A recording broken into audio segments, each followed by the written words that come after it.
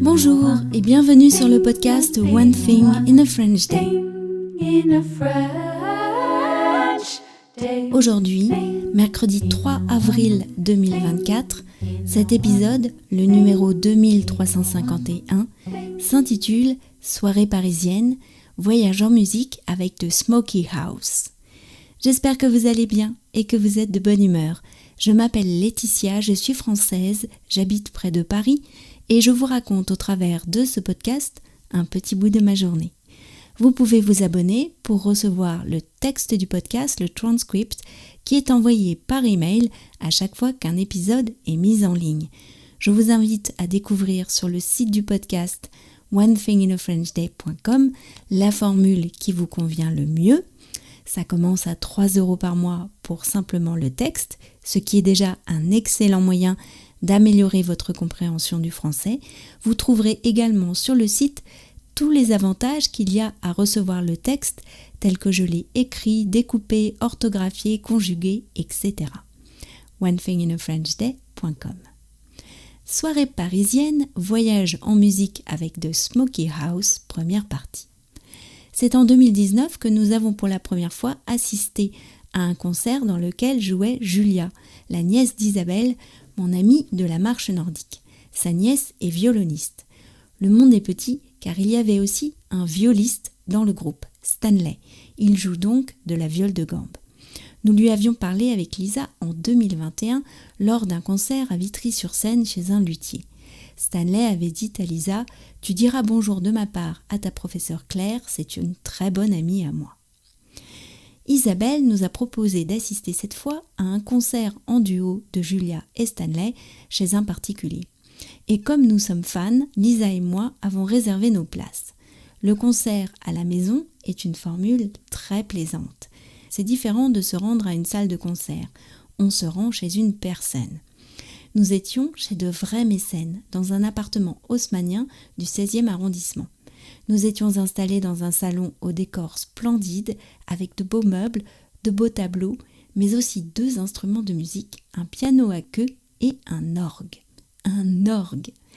Notre hôte était un organiste spécialiste du chant grégorien. Ensuite, on est très près des musiciens. On vit la musique avec eux. Lisa a remarqué que Stanley faisait des choses incroyables avec sa viole de gambe, comme jouer en pizz et en même temps avec l'archet. « Je reconnais son archet au crin noir », m'a-t-elle dit avec un sourire.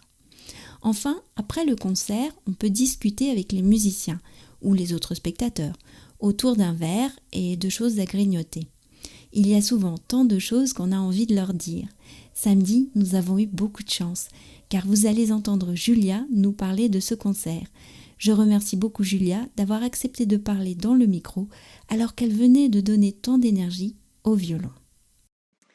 Bonsoir, je suis ce soir dans un appartement du 16e arrondissement avec autour de moi Julia. Bonsoir Julia. Bonsoir.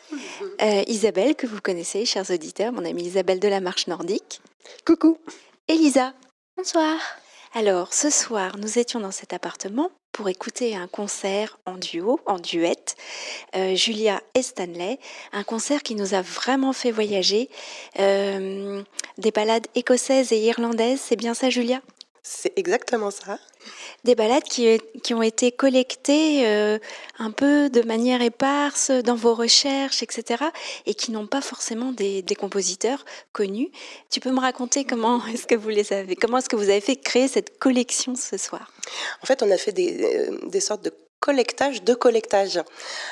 Toutes les musiques traditionnelles à l'origine ne sont pas écrites, elles se transmettent oralement. Et d'ailleurs, les musiciens qui composent ces morceaux-là ne savent pas forcément écrire la musique, etc. Mais au XVIIe, XVIIIe, XIXe et XXe siècle, il y a eu des musiciens sortant des musiques savantes qui ont, eux, collecté, donc, à la manière de Béla Bartók, par exemple, qui a fait ça avec les musiques de l'Est. Et donc, il y a eu la même chose pour les musiques irlandaises, écossaises, et donc des musiciens qui ont collecté et écrit donc beaucoup d'airs. Et toi, tu joues du violon et Stanley joue de la viole de gambe. Ça fait longtemps que tu aimes cet univers de ballades écossaises, irlandaises ? Alors moi j'ai découvert principalement avec... Bon, je connaissais évidemment les musiques irlandaises, écossaises. J'ai moi-même été 10 ans bien immergée dans les musiques tziganes, roumaines principalement. Et je me sentais pas... Enfin, je me sentais éloignée des musiques irlandaises. Puis on peut pas tout faire à la fois aussi, hein. Parce que c'est des musiques très différentes en fait dans le coup d'archet, dans les petites ornementations, etc. Voilà, c'est vraiment complètement différent. Et donc c'est Stanley qui m'y a amené. Et là, ça fait 2 ans où vraiment on va chercher très loin pour respecter le plus possible aussi le phrasé irlandais ou écossais, oui. Un collectage de collectage, cette idée me plaît. Julia nous en dira plus dans la suite de cet entretien qui sera diffusé vendredi. Promis, il y aura aussi quelques notes de musique. One Thing in a French Day, c'est fini pour aujourd'hui. Je vous retrouve donc vendredi pour un nouvel épisode du podcast. À bientôt, au revoir.